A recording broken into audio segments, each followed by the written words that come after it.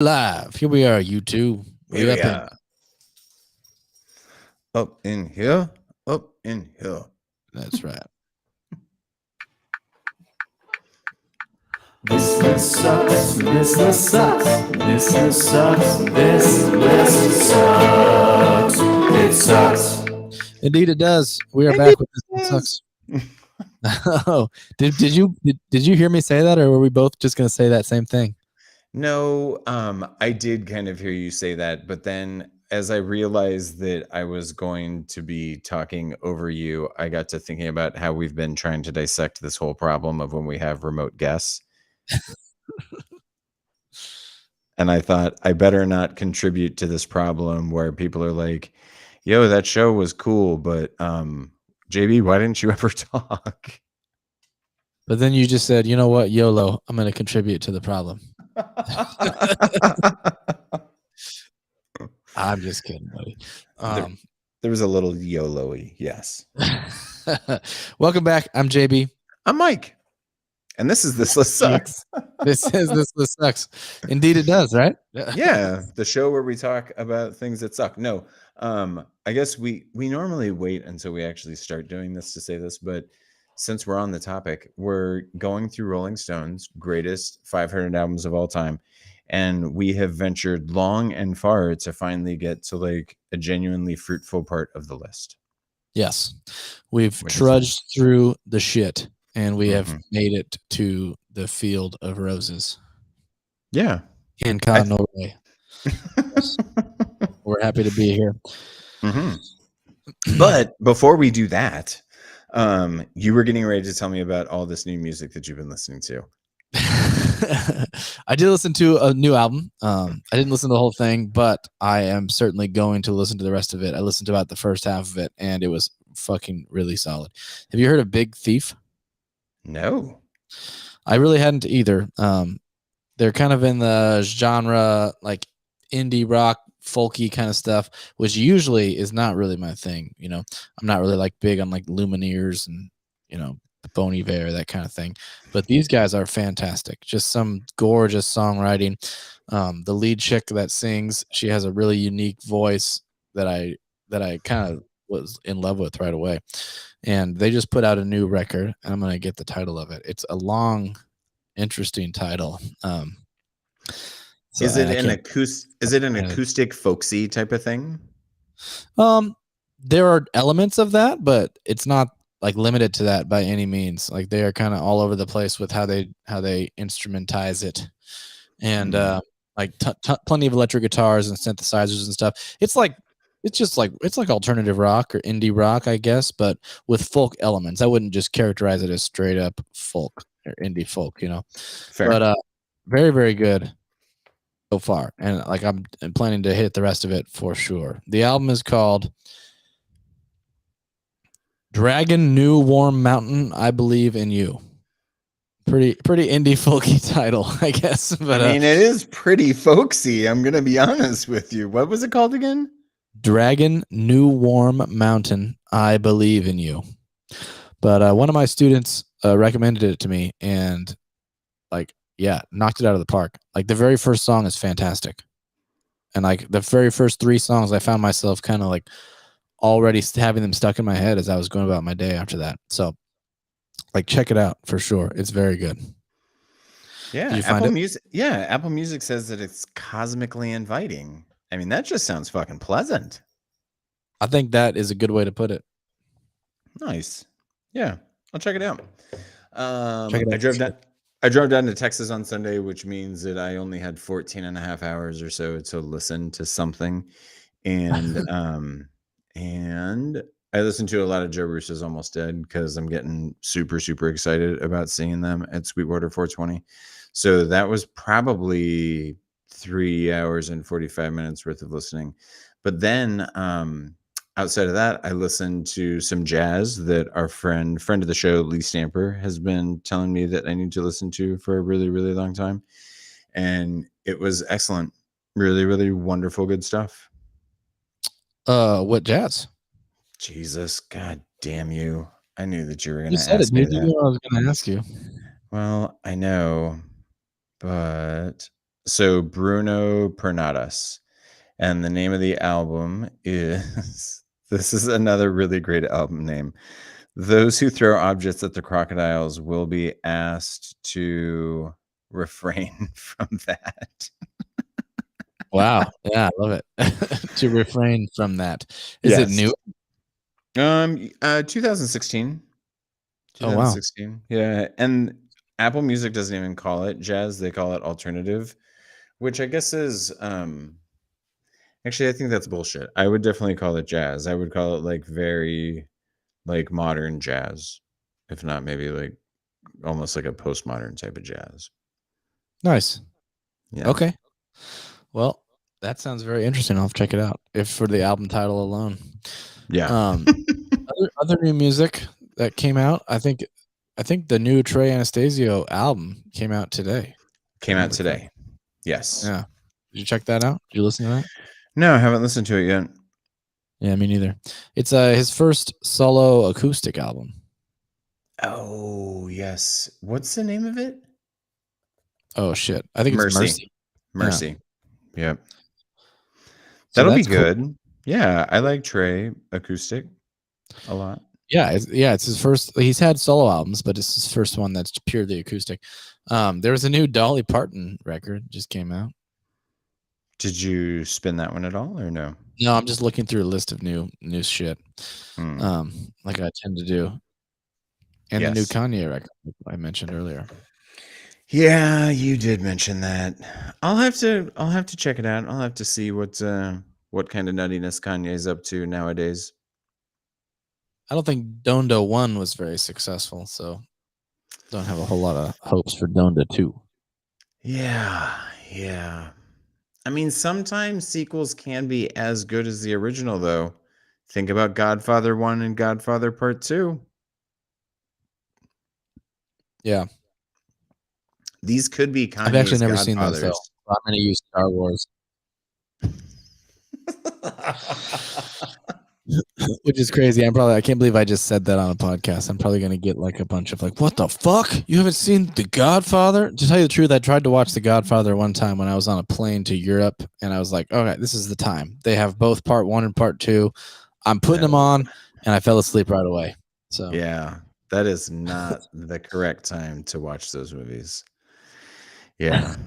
You got to watch those. You should watch those movies with people that have already seen them.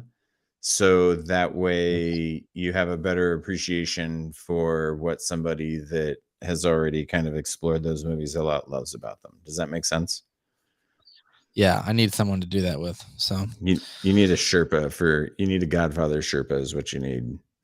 Yeah, exactly. Because they're really amazing movies. Really amazing movies. Like an ayahuasca shaman, but for Godfather.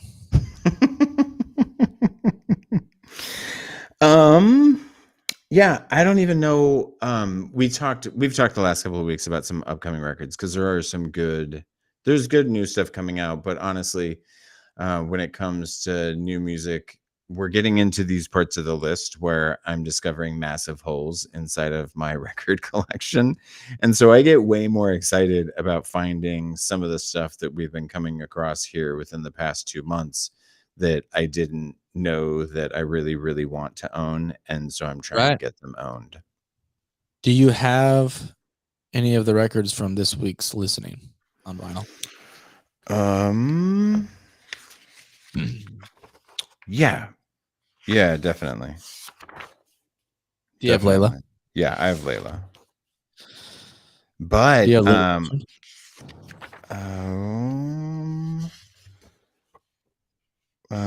what the hell was that? No, I don't have Little Richard. I don't have De La Soul, although I did look into trying to get that De La Soul since it's not available on streaming. Thank you once again, Rolling Stone, for giving me something that I have to fucking watch a YouTube video to listen to. That's the most convenient, wonderful thing of all time. Right. Yeah. Well, more fucking De La Soul's fault. Like, why is their shit not on spot? Their other records are on there. Goddamn Tommy Boy Records. It's like it's a label issue, but supposedly it's going to get straightened out sometime this year. So good. Maybe we should have put this one off till then.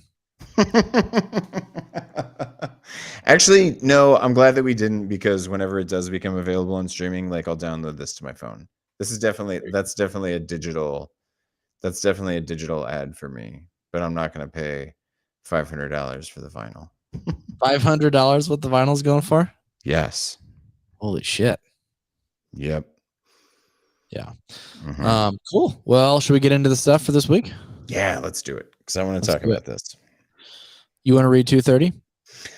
Yeah, I do, but I gotta make sure that I can find it. Okay, I've got it pulled up if you want me to do it. Or... No, I got it. Okay, Yeah. so we already told you we're gonna go through this shit list, and we're gonna get into it this week to finish up the next 25% of this round of 100. Coming in at number 230, released in 2016, it's Rihanna's latest album, Anti.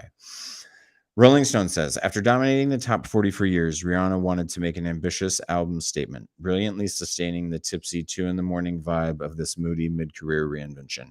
Quote, I just gravitated toward the songs that were the things I want to listen to, she said, the things that I want to smoke to. And on Anti, she recast pop as her own hazy playground, referencing Dido and hair metal, covering Tame Impala, and merging dancehall and torch ballads. So she hasn't done a new album since then? No. 6 years ago? Yep. Wow. Yep. She married some crazy billionaire, moved back to the Bahamas, and now I'm pretty sure she's divorced from said crazy billionaire. And I do think that she might be making music again, which would be exciting, because I fucking love her voice, dude. Love her voice. Yeah, she does have a good voice. I've always been a fan of it as well, even before this. Not that I like follow her career too closely or am such a huge fan of her music, but yeah, her voice is unique. Yeah. I mean, everybody knows her voice though, because she's had so many hits on her own, and then she was also featured in so many massive radio smashes from like Jay-Z. I want to say that she did work with Dre, or she did tons of work with Drake, and I think that she also did work with some of those Death Row guys. Yeah. She did one with Eminem, a really, really famous song with Eminem. Yes. Was it Toy Soldiers? Was that what Rihanna was on?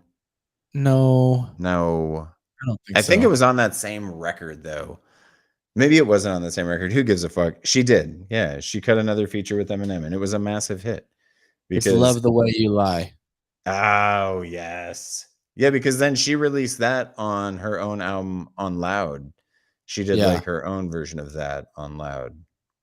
Yeah. But this album is really, really spectacular. I loved this album so much. Yeah. It's a lot different than her other shit. I mean, it's not like clubby, dancey hits. Like it's not like a hit machine like a lot of previous stuff. Yeah. It's a little more laid back, a little more like vibey R&B kind of stuff. Yeah. It's very atmospheric, right? Because the whole record to me sets, like, it all has a vibe, and the only time that vibe gets broken up a little bit is like on Work, because Work stands out, like Work might be like the danciest track on this whole record. Work stands out as really shitty. Is that what you're gonna say? I definitely don't like Drake. Like, I really don't like the Drake feature, but the song is catchy. Like, I do find myself singing. Well, yeah, dude. I mean, if someone just sings like the same word over and over again to different tunes, you're gonna find it a little catchy, Like if they do it, they just ram that shit down your ear. Eventually, you're gonna find yourself singing along to it. Work, work, work, work, work. And you heard it. That's the whole song, people. You don't need to listen to it. That was it. Plus, you avoided Drake. No. Yeah, I think that song is shitty, but I like the rest of the album. I mean, like, I gave that song a couple stars just because it's really, really catchy. But standouts to me on here: Consideration, the opening track with the SZA feature, like that fucking song rips. I love Desperado. Yep, Desperado was really cool. I like Kiss It Better. That was a cool tune, like solid, like guitar line that went with it, and really good production like throughout this entire album, and it stuck out on that song and on Consideration. Consideration was really cool. Interesting song for like the opener. Like it really set the tone for the album because it's like way more restrained and like not lower energy, but kind of lower energy than like her normal stuff, you know? Not lower intensity, but lower energy, you know? I don't even necessarily think that it's low energy. I think that it's a mood, you know? Yeah. And like this record is a record that if you put this record on at a party, you're going to make the party feel different. And not Mhm. in a bad way. You know what I mean? It's just like everything's going to come down 2 levels. So if everything was at a 10 at this party and then you put this record on, everything's going to come down to like an 8 or a 7. And people are going to chill out a little bit and it'll just be mellow. You know what I Yeah. mean? Like she said at the very beginning, like she was making the music that she wanted to smoke to. Like, Yes. kind of Yeah. makes And sense. because that's what this feels like to me. But there's a lot of like, she's obviously she loves smoking weed. There's a lot of weed references throughout this entire album, a even on ton the of weird very beginning, references. you know? Yes. Yep. Yeah. James Joint, like the very second song. Yeah. She's I like, I'd mean, rather be weed. yeah, it's definitely all over the place. Listen, I loved Kiss It Better too. I put 3 stars next to there. My favorite songs though were the Tame Impala cover, which was Same Old Mistakes, and that was Yep. an extremely faithful cover of Kevin Parker's OG. I gave the OG 5 stars. This is almost flawlessly identical to the original, so I gave that one 5 stars too. But my favorite original Rihanna song on this whole record was Needed Me. And and the only thing that I can tell you about that is like lyrically, if you listen to what she's saying, there's like 2 women on the planet that could sing that song and actually make it real. It's Rihanna and Beyonce. And Mm. that's it. Because basically the lyrics are like, fuck you. I was only with you because I wanted to be. And it's obvious because you needed me way more than I fucking needed you. I do appreciate that. Yeah, that notion, but I don't know if I wasn't as into that song. Like I feel like what I wrote down on Needed Me was that she sounds kind of like the female version of Drake. Hate to say, but I like the No, lyrics. that's cool. Oh, yeah. But I did give that song a star. I give that song a star. I like the hook on that one. And but I'll tell you, by far my favorite song on this album is Love on the Brain. I love Love on the Brain. Yeah. That was super good. So that was a 5-star song for me. Like I just love it. It has such a vintage like throwback feel. It sounds like 60s Stax Records kind of thing almost. And love the chorus, love the hits, love the organ. I just love her vocal. Yeah, the Wurlitzer on Love on the Brain is so fucking good. So good. Yeah. And then right after it with Higher, dude, that song is incredible too. Like she was really digging in vocally on that one. Probably like maybe her best vocal work on the whole album, in my opinion. Did you read anything about that song when they recorded that song? No. What's the deal? Apparently her and the producer had been sitting around drinking whiskey all night and they recorded that song. So they wrote it as they were drinking whiskey and they recorded that song at like 2:30, 3 o'clock in the morning. And she was fucking drunk when she recorded that song. Well, she killed it. That makes sense because her voice sounded way raspier, grittier than the rest of the album. So I want to hear an entire album full of songs Rihanna recorded when she was wasted. Right? That's where I'm at too, because like the grit that she gets out of her voice and just the power that's in there, it is so fucking good on that. So good on Higher. And I like how it was short and sweet. It was right to the point, and she just knocked it out of the park on that one. Loved it. Yeah. Close to You, solid closer. I gave it a star. I like that. Good little ballad to close it off. I did the same. I gave it a star, but especially after Love on the Brain, because I gave Love on the Brain 4 stars. I gave Higher 3 stars. And honestly, like I feel like I cheated Higher at this point, just because in talking about it, I want to go back and listen to it again now. But dude, Yeah. I fucking littered this record with stars.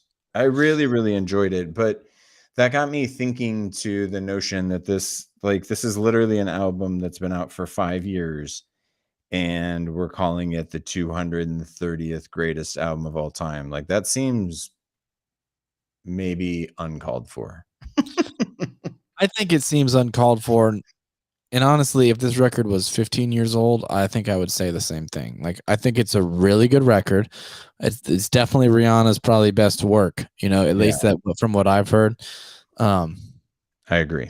I'm not even like against her being represented somewhere towards the bottom of the list, is what I'm going to say.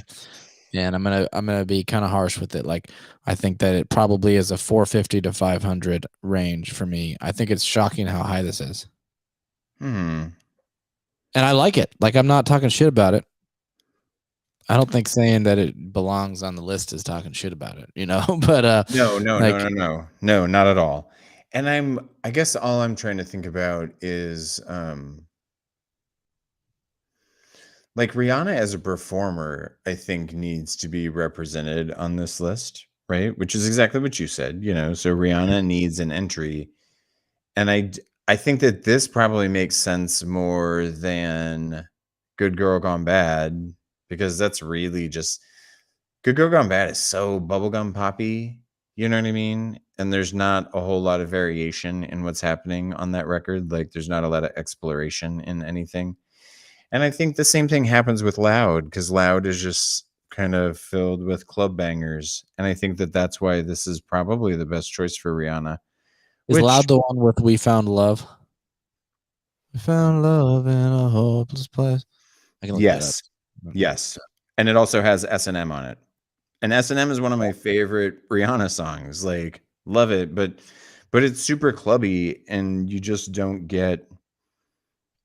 I like albums that take you on journeys, and this is a super cool, really chill journey that I loved taking. And I've taken it This is at better. least 8 times over the past week and Jesus. a half.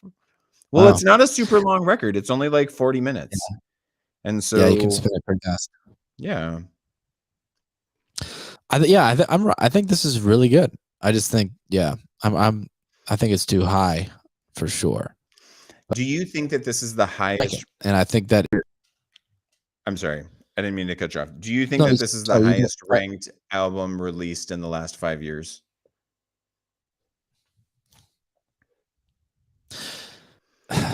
If you would have asked me what that was going to be, I wouldn't have guessed this. But now that we're here, I can't think of what else would be higher. I can't think of another one that would be this high, Yes. And that's where I'm at too. I'm assuming that this has to be the highest ranked album that's been released in the last 5 years. And most of the other ones were way, way, way lower. For me, I've already looked into trying to buy the vinyl, but that is also a $400 investment, because I would love to have this on vinyl. Because this, to me, like the way that I've described it to you as a mood album, like this is a mood that I would love to set like in my house when people are over and just hanging out. Like this would be fucking super dope background music. You know what I mean? Yeah. And so, I looked for it on vinyl, but it's like $400, and I don't necessarily want to spend $400. Yeah. I'm going to hope for a repress, Rihanna. If you ever listen to this, or an agent of Rihanna, please go ahead and repress that for me. Or just send us a compliment. Not required. Yeah. But at 230, especially considering that like the last record we're going to talk about this week is Layla. Yeah. I mean, like I wouldn't be upset if this was at 300, because I really, really liked it that much. And I was shocked that I hadn't discovered this before this week, but I'm glad that I did, because I definitely added it to digital. I'll find the vinyl, Yeah. And I'm okay with keeping it really relatively high. So let's be clear. You are not anti-Rihanna. No way. But do you see what I did there? Yes. I guess I am team anti. But I just like I start running through all the albums that are lower than this, and Yeah. like I start to think like, oh, this is album's better than Tupac. This album is better than Surrealistic Pillow by Jefferson Airplane. Not that it's a comparable genre or anything, but it's more important. It's a better album that it's 200 places higher. You know, like Yeah. it just starts to be like, no, I don't think so. You know. Yeah. But let's not forget, Juvenile does not belong higher than Jefferson Airplane either. Yeah. So there's room. There's room. There's lots of room for improvement on this list when it comes to placement for some of those classics. For sure. Mhm. Yeah, we don't have any Rex email for this week, so No. no Rex thought. Rexy's been busy. I'm sure he'll get back to us. Week. Yes. Yeah. Let's move on. Let's move on. Oh, fun. Yeah. 229. We have Patsy Cline, The Ultimate Collection. Another anthology. We haven't had one of these in a while. I know. I thought we were done too. With the anthologies. Her career was cut short when she died in a plane crash at 30, but Patsy Cline made her mark as one of country's great singers. Even though her style is considered country, her delivery is more like a classic pop singer. Lucinda Williams has noted. Her hits, Walking After Midnight and I Fall to Pieces also made it to the pop charts, establishing the template for country crossover that pointed the way forward for generations. Her version of Crazy was a godsend to the song's struggling writer, a young Willie Nelson. Yeah, she really is kind of all over the place. Like there's a lot on this that is definitely country oriented, but is close. Like there's jazz elements on this. There's like island vibes on this. There's all over the place on this. I will die on this hill. And I tried to have this argument in my office last week with Heather after I sat down and did my listening and my note taking on this record. And I'm going to die on the hill that Patsy Cline was definitely for at least a couple of years in her career, maybe like 3 or 4 years, the last 3 or 4 years of her career, she was actively being marketed to cross over into like white audiences and trying to maybe open up white audiences to like doo-wop type of music. And I will die on that fucking hill. You're not gonna have to die because I totally agree. Like there's a lot of like doo-wop elements here. There are several songs that are basically straight up doo-wop. I mean, yes. Yeah. And the crazy part is like when you were listening to these, because I'm assuming, did you do Spotify for this? Yeah, because there's like a playlist on there. Yeah. Yep. So I did the same thing. When you get to the back half of this collection, right? Like disc 2, if you were like holding the physical CD, did you pay any attention to those album covers that they pulled them from? Because you know, like some album covers for like early Patsy Cline, when she was definitely being marketed as a country star, she's wearing like the fucking tassel country western shirt. She's got like the fucking rodeo bow tie fucking handkerchief tied around her neck and shit like that. But when you look at like the later releases, and especially the ones that Decca put out, she fucking looks like Miss Maisel or some shit. You know what I mean? Like she's wearing like super kind of modern-y type clothes. She's wearing high heels. She's not wearing fucking cowboy boots, and she's got a bob haircut. And yes, she's still Patsy Cline, but that to me was smart executives recognizing that this woman was more than just a country artist. You know, like she had a legitimately fucking amazing voice that you could throw just about any music behind and it would make magic, because it did. I'm kind of looking at the album covers. Yeah, I see what you mean. Right? She looks like fucking Mary Tyler Moore in some of those. Yeah. Yep. And yeah, absolutely. I mean, her voice is certainly not limited to country by any means. No, not at all. And like a great example of that, Back in Baby's Arms. I love that song so fucking much. I love that song so much. And to be fair, every song, because this is an anthology, I kind of thought about this the same way that I thought about that Merle Haggard anthology, and that is that there's a couple of songs that like stood out to me that I just gave an enormous number of stars to because they're ultimately classic songs. But every song in this collection is deserving of at least like 2.5, if not 3 stars, because they're Yeah. exquisitely performed, really well done for what they are, which is like a 2-minute country western ballad or a fucking 2-minute country western little bluesy thing, Yeah, I mean, there are not too many tunes that I didn't put at least a star next to. Yeah. There are definitely some, but it's like maybe I just wasn't. Maybe I should have put a star. But yeah, I mean, there's like, what about "Foolin' Around"? Did you like that one? It's the 12th song. Yeah. I thought that it was more like pop music, though.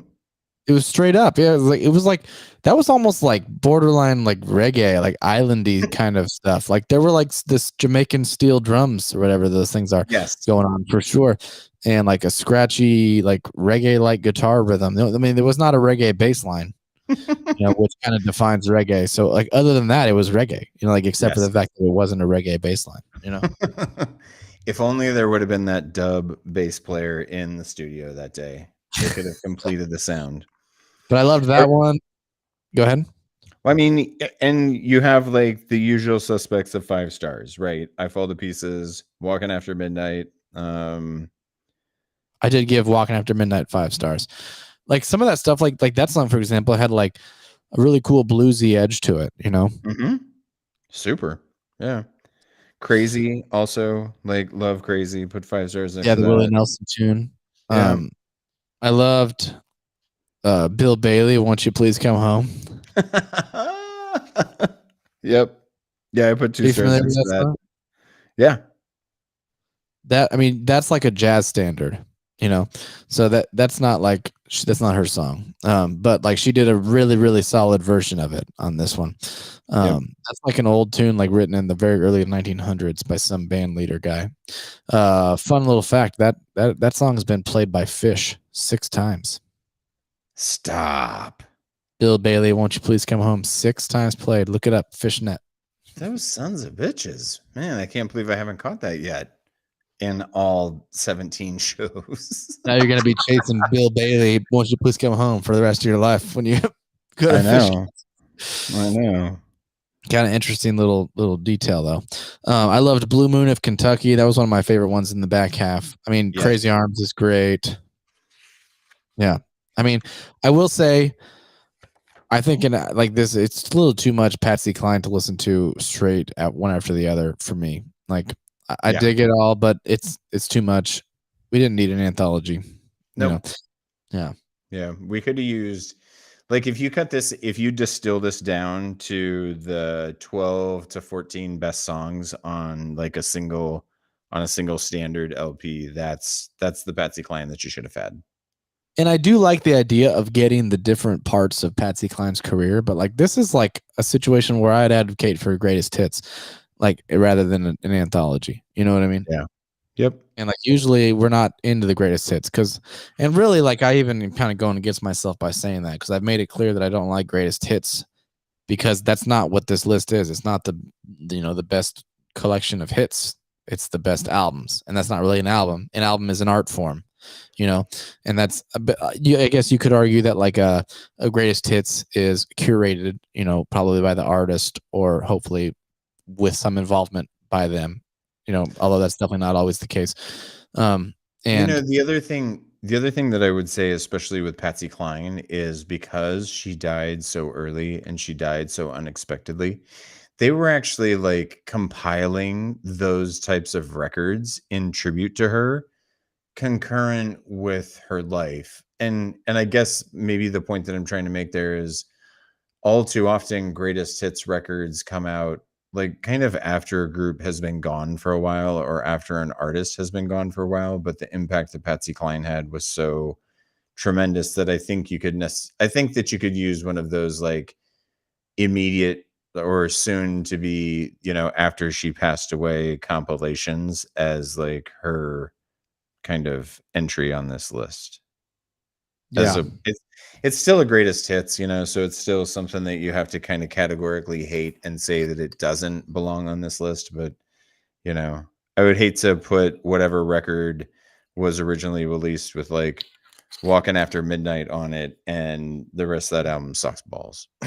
You know what I Yeah, mean? no, Or exactly. And that's what I'm saying. Greatest hits. Like I just had to put a footnote on it that generally I'm against greatest hits, but this is a situation where I would advocate for it, but Yeah. not an anthology. You know. Yep. I will say that, man, she should have got her shit together, like love life wise. She had a rough situation, love life wise. There's some like borderline psychotic behavior coming from Patsy Cline on this album. She is real obsessed with this one guy, and she's got to get over that.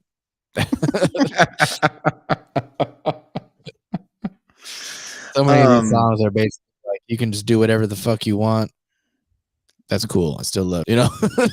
Yes, exactly.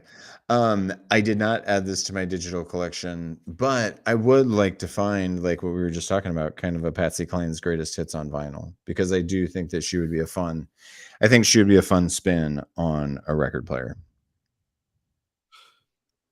Agree. Yep. There's a couple songs to have the vinyl with containing them for sure, and we've already kind of mentioned those. But yeah, I would love it too. You know what would be fun is if they did like a record store day release of Patsy Cline's greatest hits, but on 45s. That would be fun. And I would pick that up because she's kind of one of those artists that I might just be like, you know what? I'd really like to hear Crazy right now by Patsy Cline. And a 45 to pull out where you just have that one song would be beautiful. Just song and a B-side or whatever. Yeah. Yeah. Yep. That idea too. What do you want to do about placement of this, since this is what we have? I think it's good. I don't really have a lot to say about the placement. Yeah. I mean, I don't think it should be dropped down very much, and I don't really want it to go much higher. But I think this is solid. I think that Patsy Cline, you know, really important person in country music, but not only country music, you know, as we've said. And yeah, I think this is a good spot for Patsy. What do you think? Yeah, I'm okay with that. I mean, I think anywhere between 200 and 250, I think this is probably a pretty good placement for her. So kind of right smack dab in the middle of that. For sure. Hooray! Cool. Shall we move on? Let's move on. All right. 228. Released in 1991, De La Soul's album, De La Soul is Dead. The cover of De La Soul's second album, An Overturned Flower Pot of Dead Daisies, was as subtle as a sledgehammer. After the sunny 3 feet high and rising, the confrontationally pessimistic De La Soul is Dead was a shock. Songs dealt with sexual assault, Millie pulled a pistol on Santa, and drug abuse, My Brother's a Basshead, based on members Pazdunos brothers' crack addiction. I'm glad you had to pronounce that, not me. Yeah, thank you. But the fun wasn't totally over. See a roller skating jam named Saturdays. Damn, that song rips. And producer Prince Paul gave the dense LP a sample-delic flow. What say you about this jam from YouTube? Indeed, from YouTube. Yeah, this one's for those that are curious about maybe trying to check this one out. It is unavailable on streaming categorically, so you're gonna have to go to YouTube for this one. And I hope you have YouTube Premium, because otherwise you are stuck with your phone on that screen, like me. Just like me. Yeah. Yep. I dig it though. This is a really, really fun hip hop album. I love the guys' voices. I love their verses. All the skits are tons of fun. Like, there are so many skits. This has to be one of the earlier examples of like this heavy number of skits, right? Like on a hip hop record. What year was it? Was it 1991? Yeah.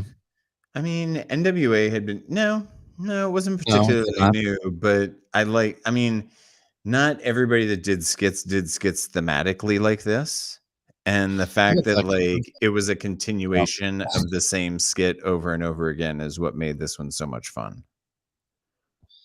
Yeah. So basically the skit is that some asshole beats up a child basically and steals the record that he finds in the garbage pail. And then he and two other guys who he's also beating on, listen to this and they don't like it. That's the theme, right? The one guy likes it. But yeah, I totally agree that it's kind of fun to keep revisiting that same little idea throughout it. It's fun. I like it. Yeah. Yep. Tons and tons and tons of great beats. Like really tons of fucking great bass lines all over this thing. Tons of good hooks. Lots of really, really good hooks. Mm-hmm. Good sampling. What were some of the standouts for you? What were some of your favorite songs? I liked the Biddies in the BK Lounge. Big fan of that one. I liked the talking about Hey Love, like with the female vocals. That's like towards the beginning. Okay. Even Oodles of O's, solid little chorus on that one. A Roller Skating Jam named Saturday. It says Saturday. That's great. I mean, I love that. That's a great song. Yeah, that was probably my favorite on the whole record. I like Biddies in the BK Lounge in particular, where there at the end there's that like rap battle between him where he's like working at BK and the chick who's coming in. Like, there are some like solid like rap, disses in there at the end. I was a big fan of that. Yeah. What were some of your favorites other than both of those stood out to me. Saturdays was definitely my favorite. Who Do You Worship? I enjoyed. I liked Millie Pulled a Pistol on Santa, and I liked My Brother's a Basshead. Pass the Plugs. Millie Pulled a Pistol on Santa was some heavy shit.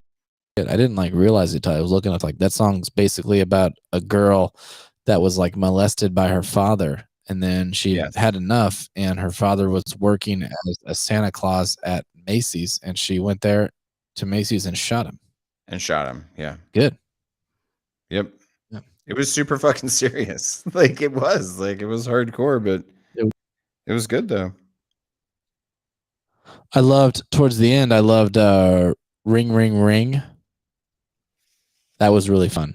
Great hook chorus on that one. Yes. That's like the 21st track. There's like 27 separate tracks on this one, just for those who are wondering why we're having such a hard time finding finding stuff. I mean, it's literally spread out over pages and pages, but it's all really good. Yeah. Ring Ring Ring, haha, hey. Yeah, it's good.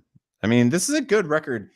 What I struggled with it was, I mean, a little bit on the placement, but at the same time, I feel like it's gotten this much love because this is definitely like what would be if this record were released today, they would call it alternative hip hop. Yeah, it'd be like there with like Mad Villain, right?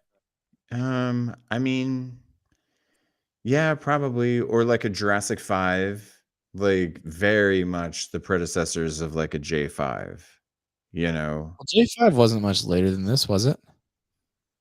I mean, close to a decade. Yeah, probably a decade after this. Jesus, I mean, I know they probably released their first record in maybe like the mid 90s, but I don't think well, maybe. Yeah, interesting. Yeah. Either way, like I feel like is that the reason why this record is so high? I think it's too high. Yeah. I think it's too high too. Yeah. I don't know how much too high though. Does that make sense? Yeah, I don't think it's like egregiously high. But I mean, I don't know. Do you think this album was like massively influential? I mean, like you just said, predecessor to the J5 and to you think this kind of paved the way for alternative hip hop kind of stuff? Yeah. And I think that's why it's got all the love that it has. And Jurassic 5, their self-titled debut was released in 98. And Quality Control, which was my first J5 record, was released in 2000. That's way better than I thought. Yeah. I think I would probably put this between 300 and 350. Yeah. I agree with you. And especially in the context that maybe not next week, but the week after. Like, we're getting ready to come up on Raekwon. I think Raekwon might be this coming week. And so when you listen to Raekwon, and then when you compare and contrast Raekwon with this record, yeah, like they should not be as close as they are, in my opinion. Mhm. And I feel bad saying that, because this record is a lot of fun. Like, again, when this becomes available on streaming, I'm absolutely going to add it to my digital catalog. And if I could Do you find a think it's- repress of the vinyl, I'd buy the vinyl too. I mean, I think, yeah, just other than Raekwon, I mean, I think that this shouldn't be higher than Liquid Swords. I'll say that. No. Yeah. Yeah, I think Liquid Definitely Swords should not. be higher than this. I think that, again, like I love Tupac. I think that All Eyes on Me should be higher than this. You know? Yeah. Yeah, I mean, I would put Tupac, I would put All Eyes on Me higher on my list for sure. If We I still were haven't the had one any making the list. Biggie yet. Are we gonna get No, two we Biggie have had. records or just one?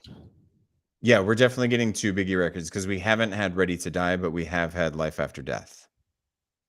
Mm-mm. Mm-hmm. No way. We didn't have that yet. Mm-hmm. Yeah, look it up. We have to have, right? No, I don't think I mean- so, dude. You don't think so? I really don't. I'm gonna look it Okay. up right now, but like, do you want Oh, me to man. tell you? I'm sorry I for read- spoiling you. I'm sorry for spoiling no, it it's for you. okay. I just don't I- think we've had it yet. I thought that we had. No, yeah, we haven't had it yet. Do you want to hear where it is? Jesus, yeah. 179 Mm. is where Life Okay. After Death is. Wow. That's Yeah. even crazier to me that that All Eyes on Me is literally like hundreds and hundreds of places below Life After Death. That's Yeah, pretty wild to me. Rolling Stone took a position on the age-old question. Yes, You know? they did. Like, that's a firm stance on who is the better MC. And I like Biggie, and I really like Life After Death, but dude, I mean, All Eyes on Me is fucking a stone cold classic, son. They're fucking Yeah, that. I think they Fucking both are. I wild. think they probably belong pretty close together. But like like I said, they are just taking a clear stance on that. They are not beating around the bush at all. They're like, well, let's not even put them 100 apart. Let's put them like 400 apart. Almost, Yeah. you know. And honestly, dude, that's just for Life After So- Death, because Ready to Die is going to be higher than that. Ready to Die is probably Yeah, in the That's top got to be 100. top 100, right? Yeah, because it's got Juicy on it. It's got Big Papa on it. Get the fuck out of here. Like, that record's going to be Yeah. super, super fucking high. So, clear statement is made. Sure. That's all right. Fuck you, Rolling Stone. Exactly. From all the fans of West Coast hip hop. That's right. Yeah. Okay. So we're um, gonna shuffle this thing around, yeah. but I still would love to find it on vinyl for the record, and I'll still add it to digital once it becomes available digital later this year, because it's really good. Like, it's fun. This would have to be a double vinyl, huh? You'd have to have Yeah. two Yeah, fucking A, for sure. sliders on this for sure. Yeah. This is like an hour, 20 minutes or so. Yeah, I dig it though. I'm right there with you. I would get it on vinyl as well. So, okay. Moving on to 227, second to last Mhm. record of the week is Tutti Little Frutti. Richard. The album is Here's Little Richard. I came from a family where my people didn't like rhythm and blues, said Little Richard told Rolling Stone in 1970. Bing Crosby, Pennies from Heaven, Ella Fitzgerald was all I heard, and I knew there was something that could be louder than that, but didn't know where to find it. And I found out it was me. Richard's raucous debut collected singles such as Good Golly Miss Molly, in which his rollicking boogie-woogie piano and falsetto scream ignited the unfettered possibilities of rock and roll. What'd you How much think did you- of How much Mr. did Richard? How much did you love this? I definitely liked it a lot, and like maybe I didn't realize how much or just how important Little Richard really was. Like, big pioneer of rock and roll, you know, because the big thing, and I'm sure you probably read about this too, but I was like doing some listening and thinking. And I just totally agree, like how important this is. Like, so a lot of this stuff is like swing 12-bar blues, you know, but over the top of it, he plays piano on like pretty much every track. And over the top of it, he's playing these even eighth notes, you know, rather than swing eighth notes. So he's playing like in the blues maybe like dun dun dun dun dun, and he's doing this like yeah, whether it's like triplet rhythm or or just straight up eighth notes, but they're very straight, and they just provide the music with such like a driving rhythmic sense that is just like so widespread these days. And not maybe not even like these days, but like after this, you know, which is 1957 is when this came out. Yeah. So, and I mean, I was thinking I was gonna mention it when we were talking about Patsy Cline, but I decided to wait till now. Like even on some of the Patsy Cline songs, like it was interesting doing both of those in the same week, because on some of the Patsy Cline songs you hear like the swing country, but then you hear these even eighth notes, and you're like, basically Little Richard was the first one to do that, so like they're directly influenced by him, you know. Yeah. So just really cool. Like, and vocally he's solid. He was a hell of a front man. Exactly. That's what stood out to me. Like his vocals all over this thing are so spectacularly good. You know what I mean? Like he is the consummate performer when it comes to his vocal performances. Yeah, because his piano was like really low in the mix in a lot of this. Like there are some songs where you could barely make it out. Like you could only hear like little glimpses of it when he happened to hit it particularly hard. And like a lot of the time it was a really weird mix on this album. I don't know if it's just like a byproduct of the time or whatever, and just lower quality, you know, available recording equipment and technique and stuff. But I mean, it was a really weird mix. Well, and if you go back and listen to it, so this was basically a compilation record that they released in 1957 of all of the stuff that he had been recording with like various different labels before that. And so if you listen to each song individually, you can definitely hear that they were recorded in different studios with different equipment and different people behind the production of the recording, you know, because Different levels of sophistication. Yep. Like stark differences from one song to the next. Yeah, absolutely. But there was only fucking one song. oh, Go ahead. no, you go ahead. you go. Okay, I was gonna say there's only one song on this entire album that's not a 12-bar, not a 12-bar blues structure, and it is "Can't Believe You Want to Leave." That's the only song. The rest of them are all rocking 12 bars, but you know what? He kills it on them, so I'm not complaining. That's not a complaint by any means. That's just how things were, you know. Like that was kind of how rock started, was taking 12 bars and making them feel a little different, you know. Yep. Yeah. I mean, this to me has two songs on this record are indelible in the DNA of rock and roll and every subgenre that ever came thereafter. And those two songs are Tutti Frutti and Long Tall Sally. Yep. Yeah. Long Tall Sally. Yep. Yeah. Yep. That song fucking rips. I agree. Dude. Both of those songs absolutely rip. And it is just, like I say, like when you listen to those songs, you can, that's the genesis. Like that's the moment, right? That was God touching fucking Moses's hand in that one painting where rock and roll came to be. Was Chuck Berry after this? Yes. It had to be around the same time. Chuck Berry right? was in the early 60s, right? No, he was 50s, I think. It had to be around the same time. I feel like these guys were probably like basically contemporaries. Looking it up here when he was like started being active. Exactly.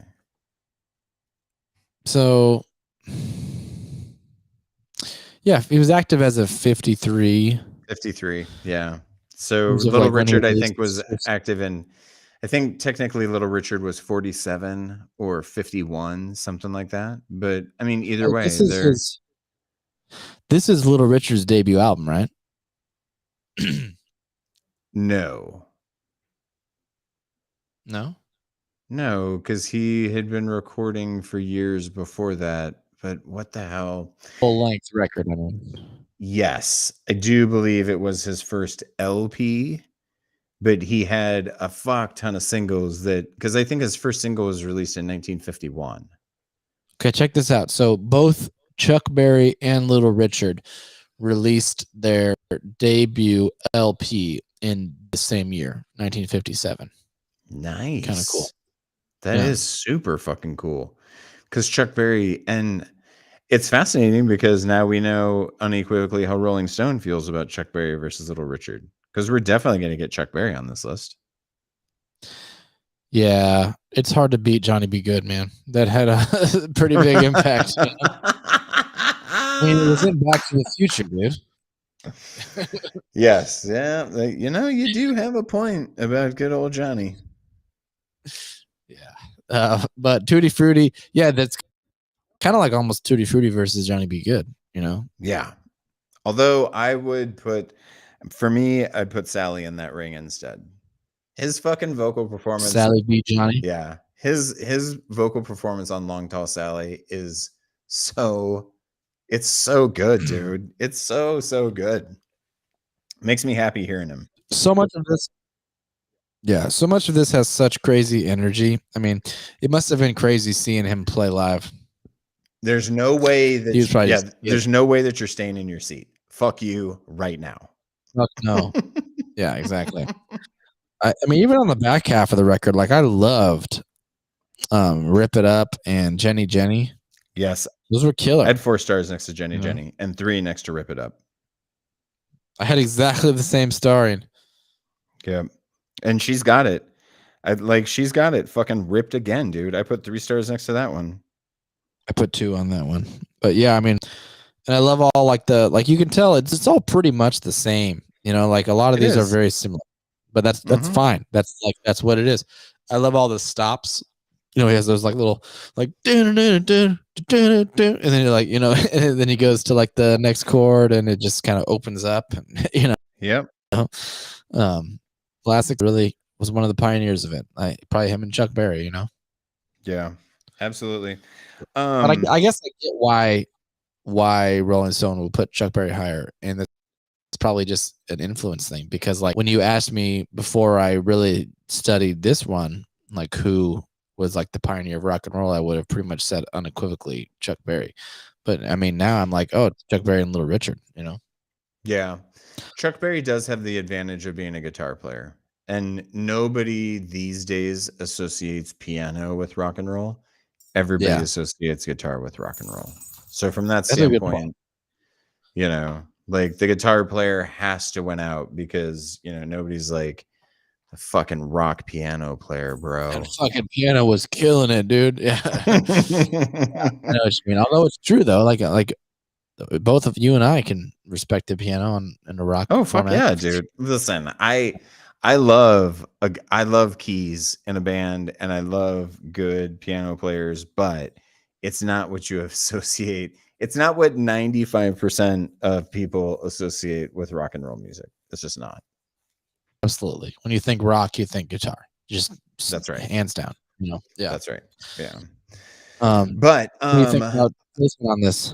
Yeah, and that's where I was going. I mean, because of the whole DNA thing that registers in my brain, I'd probably like to see it between 200 and 150 just out of respect.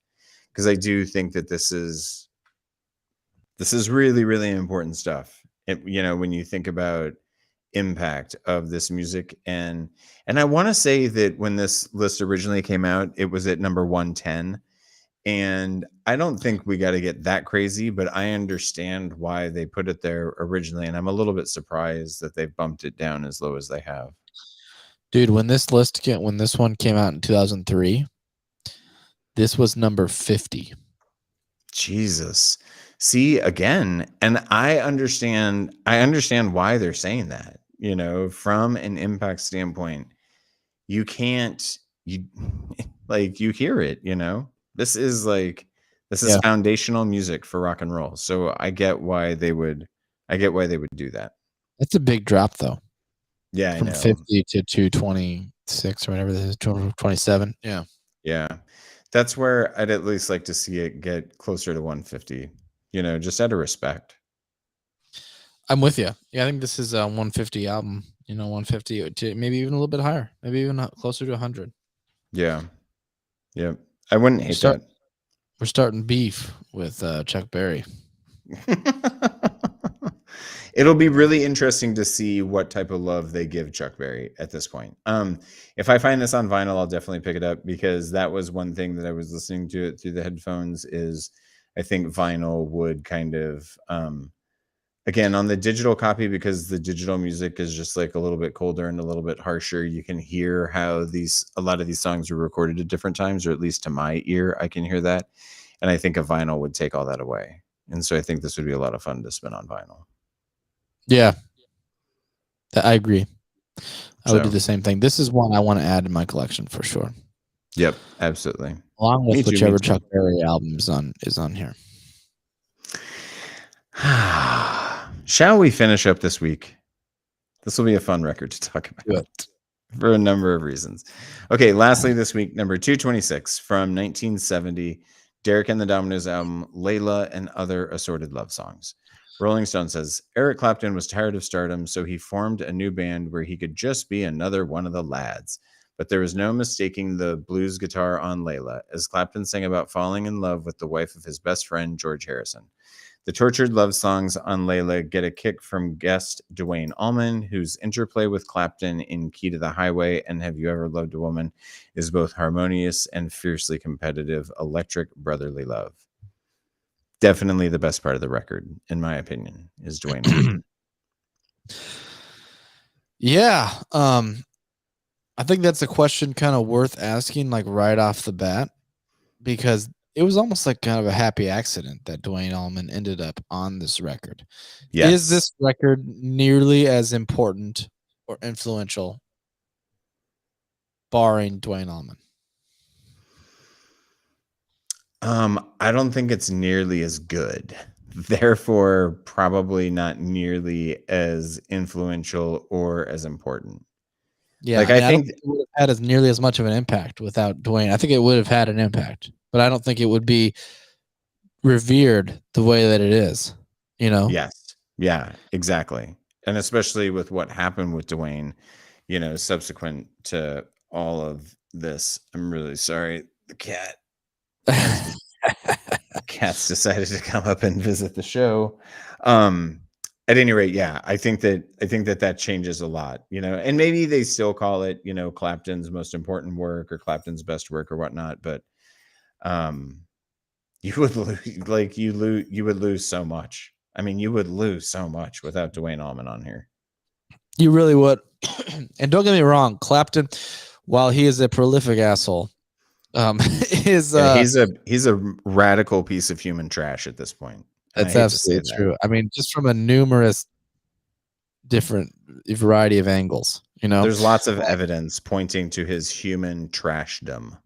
Yeah, he is undoubtedly a very good guitar player, and his lead playing is really, really good. It like there's so much on this that it's like kind of reinforces the guitar player trope that like tone is in the fingers, because like the tone on this album from both of those guys, nuts all throughout it. And there's something to be said for the fact that they're taking an old fucking Fender amp and cranking it to 10, so that helps it sound really good. But I mean, like, you can't just do that and you're not going to just sound like Eric Clapton, just from doing that. Like, tone is in the fingers, and he has some special fingers, and Duane had some. And despite him being a giant asshole, which I really feel that he is, he was a fantastic he's a fantastic guitar player, and he's a good songwriter. These songs are really good. Yeah.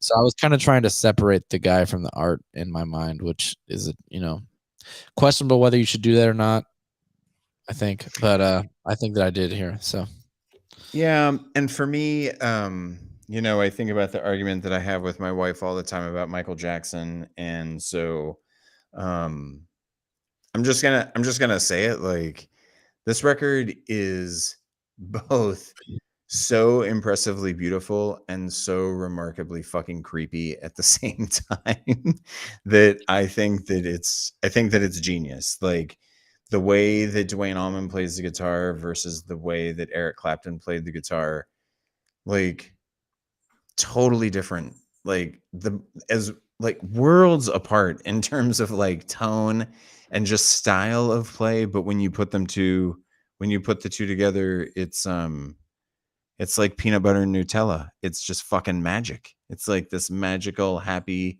party, only it's in your ears instead of in your mouth, as it would be with peanut butter and Nutella. It is like peanut butter and Nutella. Yeah. I love that. I love that Now, comparison. now, the creepy fucking part about this record is exactly what Rolling Stone was talking about, and that is that all the way down to the album cover. Like, if you look at the woman's face on the cover of this record, and then look up pictures of Patty Boyd when Patty Boyd was married to George Harrison. Yeah, fuck you if that's not literally exactly what she fucking looked like. Like, it's so creepy how all the lyrics to all of these songs are basically about like forlorn, Some other guy's wife. lost love. Yeah, or just like straight coveting another person's wife. And it is wow, it's like so creepy, but it's also beautiful. I Looked Away is a spectacularly gorgeous song.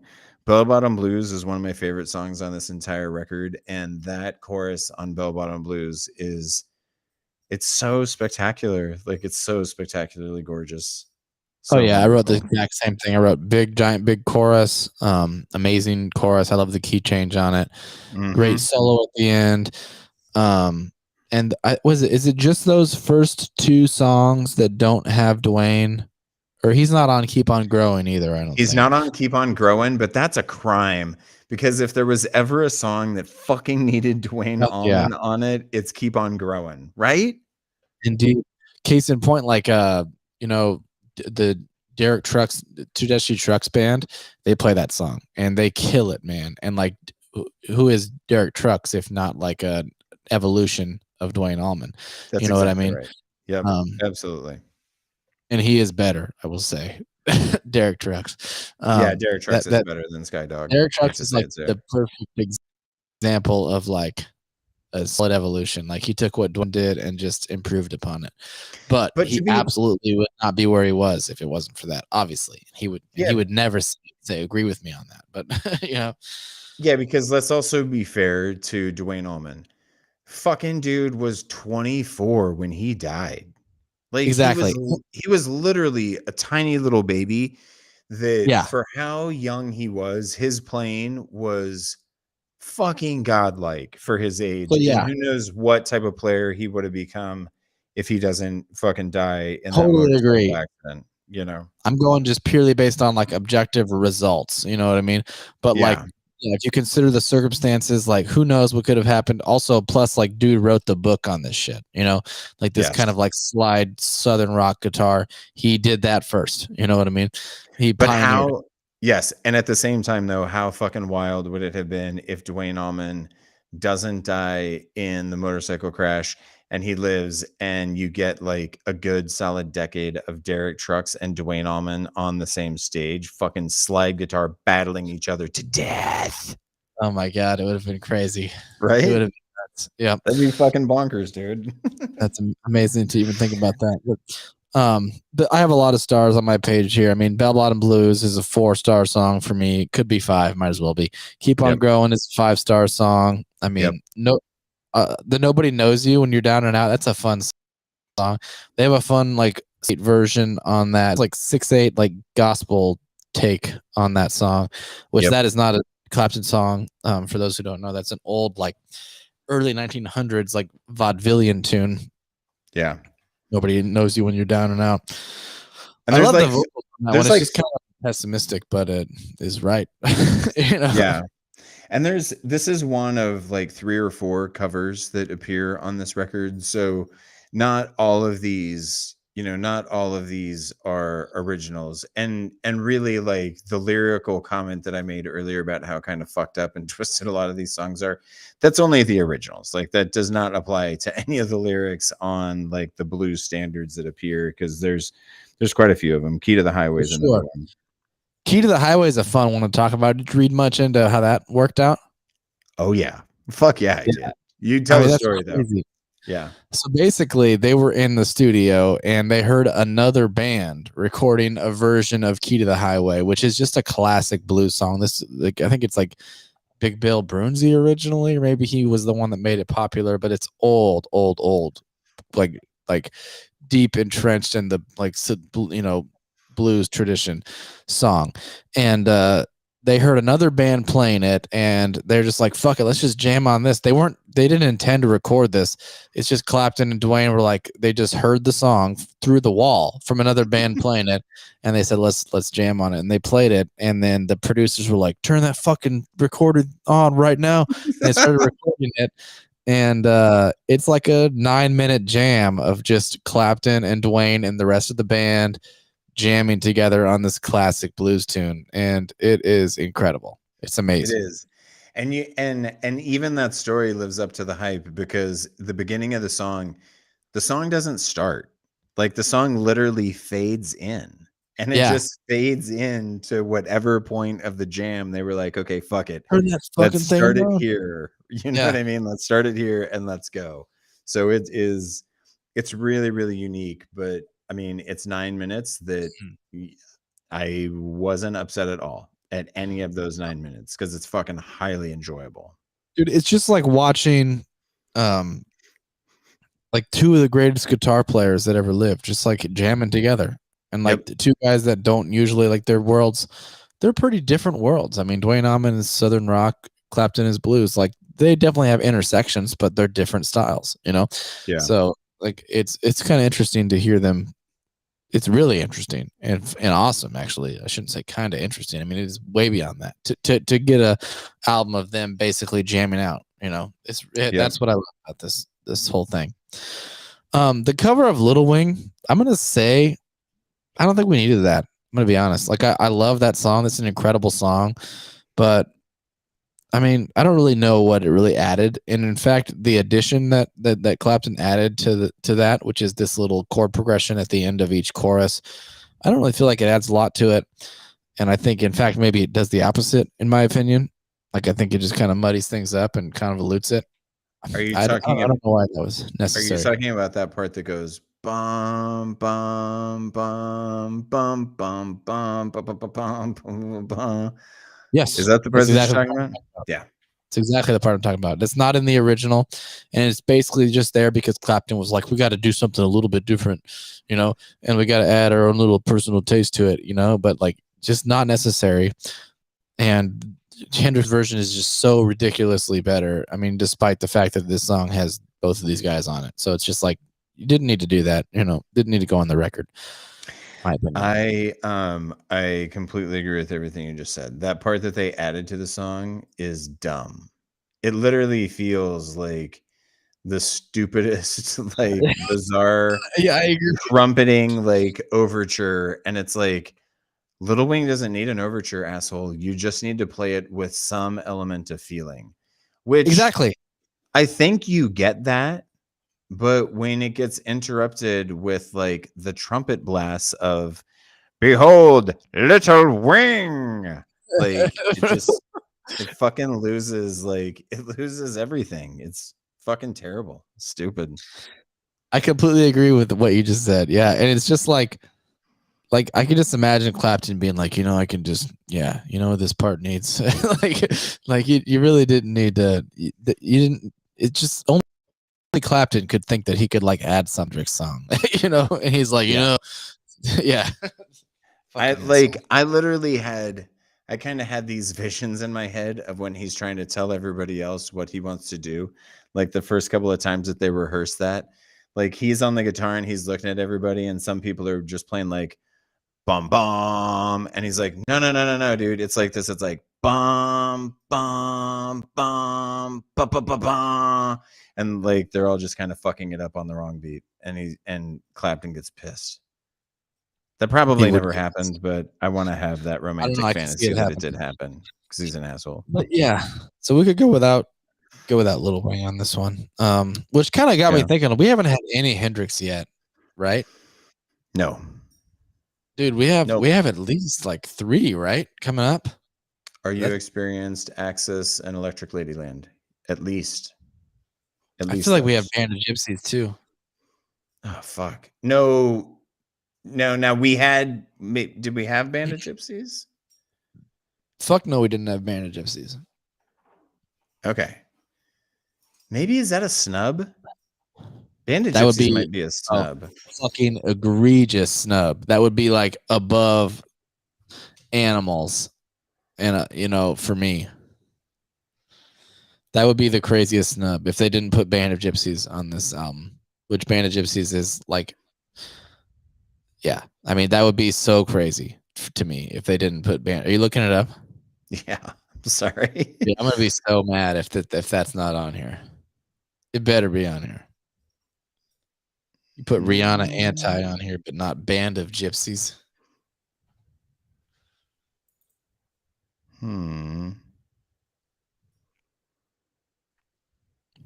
I don't want to dig through this. It's not in the very first paragraph on Wikipedia, which doesn't bode well. Or normally- it's just obvious that it's in there, so they decided not to put it in. Like, obviously, everybody knows that this is number 1 on the list. I'm going to be honest. That flies in the face of everything I've experienced thus far, but we can pretend like that's a real thing. Dude, Um, that is going to be a crazy snub. We have to do an entire episode devoted to just Band of Gypsies. That's like If- 4 hours long. Listen, I'm sure that it's on here. I'm sure that it's on here, and there's just an oversight with whoever did that Wikipedia page. Somebody please address that. Why does love gotta be so sad? What'd you think about that guy? I dig that. I like that one a lot. Solid chorus. I love the why does love got to be so sad? Yep, love Like it that too. one?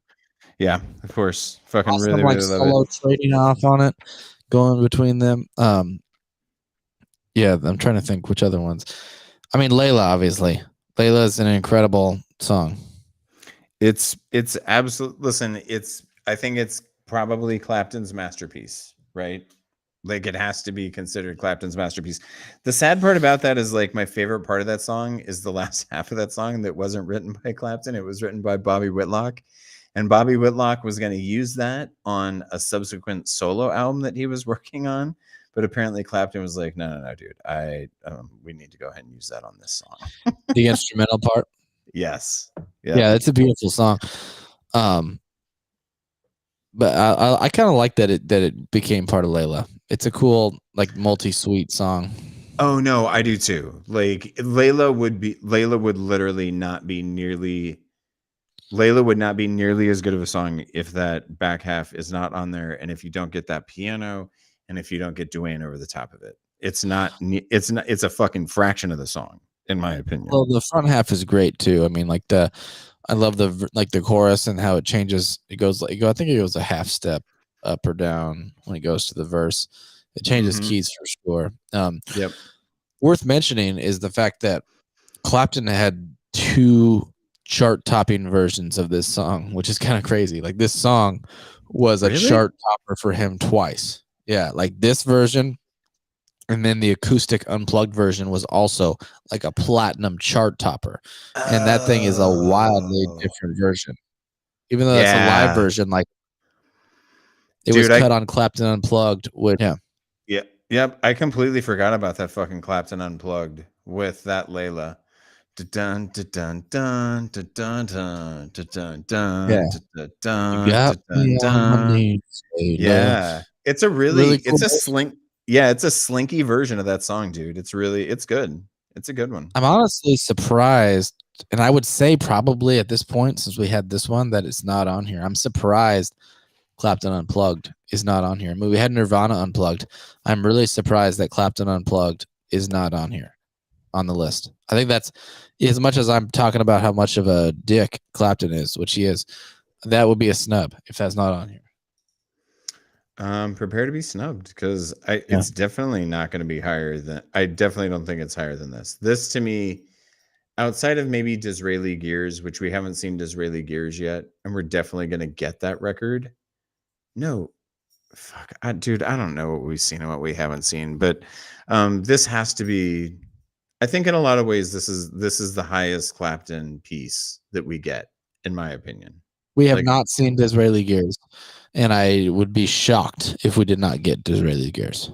okay, then that's and I could understand why that would be placed higher than this, but I don't know. Depending on how high it is, maybe I'd want to flip flop these. I really do love this record, as detestable of a human being as Eric Clapton is.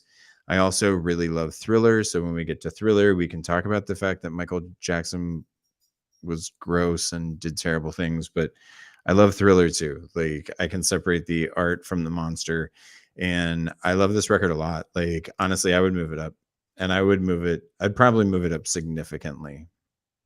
Mm-hmm. How high? Probably between 150 and 100 at least. Yeah, I could see that. And It's most a of special record.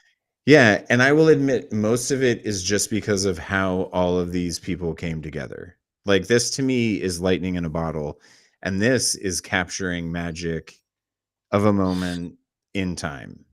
It absolutely is lightning about it. And just hearing, like, reading about how this happened, like, basically, this was not a planned thing, you know, for Dwayne to be on there. It was essentially Eric Clapton showed up at a Dwayne, like an Allman Brothers band At show. an Allman They were Brothers. Yep. they were at the front. They were like in front of the barricade. And you probably read the same thing, but like Dwayne looked down at and saw Eric and just basically stopped playing because he like was dumbstruck, you know. And then that's kind of did the same thing. He took over for a minute, and then when he realized who was down in the pit too, he like, you know, also was shocked and just stopped playing truck. And then you know, Dwayne said that he heard that Clapton was recording, and he you know, basically told his people to tell Clapton's people that he'd love to stop by and just listen in on the recording. And Eric was like, fuck that, come play. Yeah. And he showed up, and he ended up playing on almost most of the tracks on the album except for the first three. Yeah. And I very genuinely think that the only reason why he didn't play on those first three is because they'd already cut those first three. They'd already cut them, I'm pretty sure. Yeah. Yeah, they'd already cut them, and it sounded to me like, based on the stuff that I had read, like the quotations from Bobby Whitlock, it sounded like Bobby was a little bit bitter about Dwayne just kind of showing up and being on the record after all of those guys, because most of the songs were written by Bobby and Eric Clapton. And so Yeah. I get the feeling that there was a little bit of jealousy that took place, you know, once Dwayne like popped in, and rightfully so. But again, you're not Dwayne Allman. yeah, right. I'm really sorry, Bobby, but like, you're not Dwayne Allman. But just fucking magic, like magic in a bottle. And this is what happens when really great players get together, you know. And Yeah. and I do love that, as despicable as fucking Eric Clapton is, and as sad as losing Dwayne Allman was, you know. Yep. And luckily we haven't seen the last of Dwayne Allman, because we still have not seen Live at the Fillmore East, and hopefully we don't see that one for a while yet. I don't think. Do you think we get more than one Allman Brothers band at this point? Because I don't. I think we only get Live at the Fillmore East. Over Eat a Peach? Yes. Yeah, we'll see. Yeah, it'll be interesting. I think it's definitely a little up in the air. Well, we fucking better get at least one of them, bastards. Get at least one of them. Yeah. So Cool. should we preview the banger that is going to be next week? Let's do it. Yes. This will be the second time we've previewed this, because I got so excited that I forced us to preview it last week too. And Okay, so me and Mike are going to meet this weekend and do a separate 5-minute episode that just previews next week again. So that'll be the third preview. Yeah, that's right. That's right. Just in case anybody missed the last two. Okay, So first album up next week we're going to be talking about is number 225. It's Wilco's release from 2001, Yankee Hotel Foxtrot. 224, we have Dixie Chicks Fly. I got a cold listen to that guy. After that, number 223, John Lennon, Imagine. 222 is Madonna's Ray of Light, our second entry on the list from Madonna. And lastly, next week, the Woo! debut album from Rage Against the Machine, self-titled Rage Against the Machine. Holy Jesus. Man, Fuck fucking yeah. flame. Flame, flame, flame, gas, gas, gas. That is pretty exciting for sure. Mm-hmm. Mm-hmm. So good More- stuff coming up next week, guys. Tune in, and thanks again for tuning in tonight. We appreciate it, as always. Or not tonight, whenever you're listening. Maybe it's tomorrow morning. Who knows where you are in the future? If it's this weekend, I hope that you're having a great weekend. If it's tomorrow, I hope you're having a good If it's Thursday? tomorrow, yeah, I hope it's a good Well, Thursday.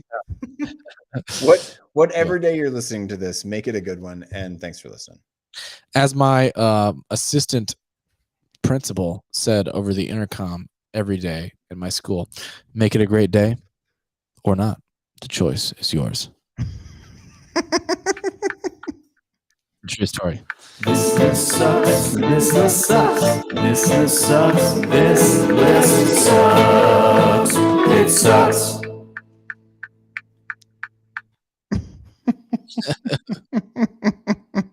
That was a true story.